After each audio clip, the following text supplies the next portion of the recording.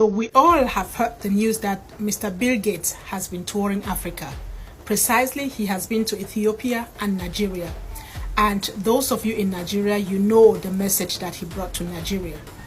And those of you in these two countries, you probably heard the message that he brought to these countries. But what is it that Mr. Bill Gates is saying about his trip to Africa? If you want to know, then follow me.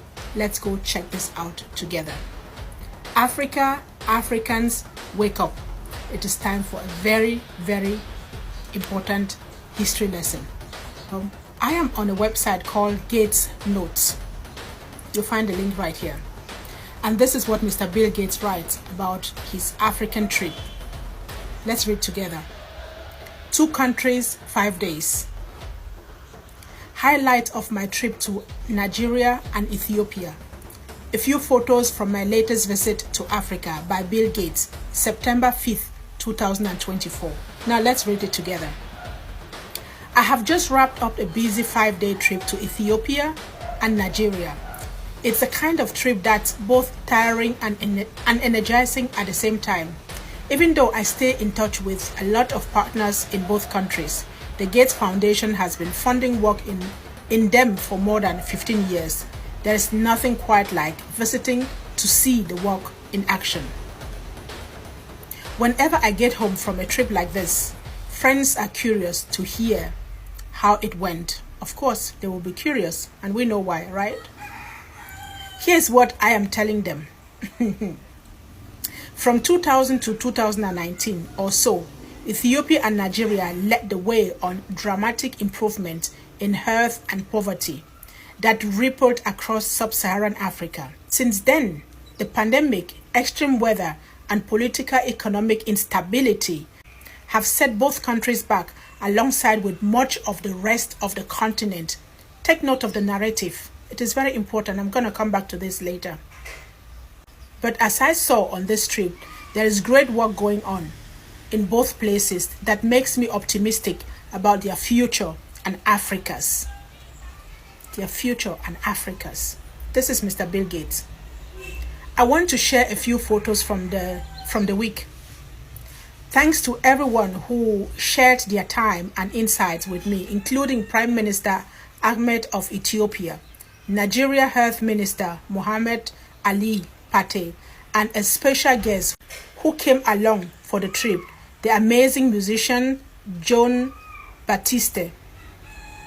The foundation will be working with African partners even more in the future. Oh my God. The foundation will be working more with African partners even more in the future. And based on what I saw this week, my next visit will be just as inspiring. And you can go on that website and see some of the pictures that he's sharing.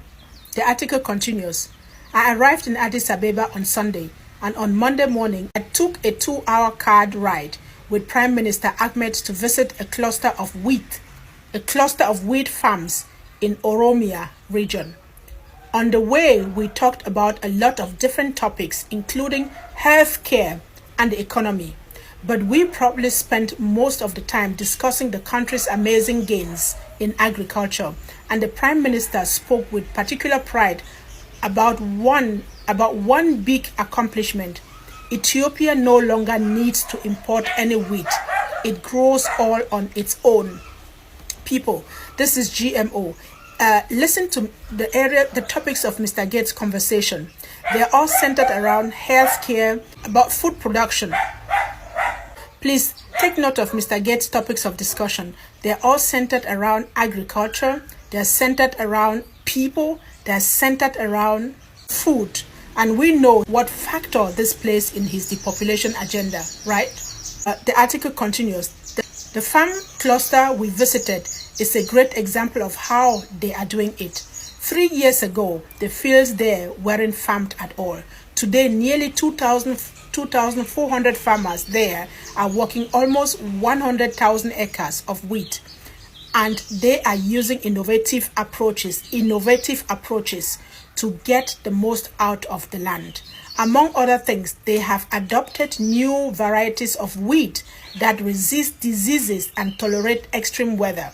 They have also created early warning systems that can detect and stop crop diseases before they spread widely. Now, this is the language that is used to let us understand that they're talking about GMO. If they have introduced a new variety of wheat and they're using this, what he calls innovative techniques, this is just telling us bluntly that he's referring to GMO. And if he's visiting these farms, it's because there must be GMO farms.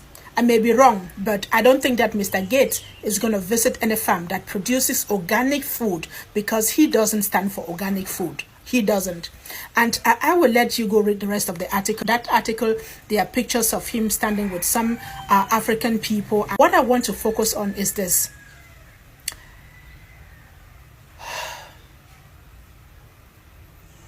The fact that someone who has no expertise on agriculture. Look, Mr. Bill Gates is a university dropout. Not that I have anything against university dropouts, but his expertise is in technology. How come this person has become the world's expert on agriculture when he didn't study agriculture, when he himself is not a farmer? How come he's become an expert on our health and countries of the world trust him when he did not study medicine? How come he's become an expert in viruses and vaccines when he is not a virologist? I don't know that he studied virology. How come he's become the authority in other healthcare services when he did not study medicine? How come he is an expert in African affairs when he didn't even do African studies? And if he did, they would be based on what his ancestors have written about Africa. It will not be based on what Africa is and who Africans are.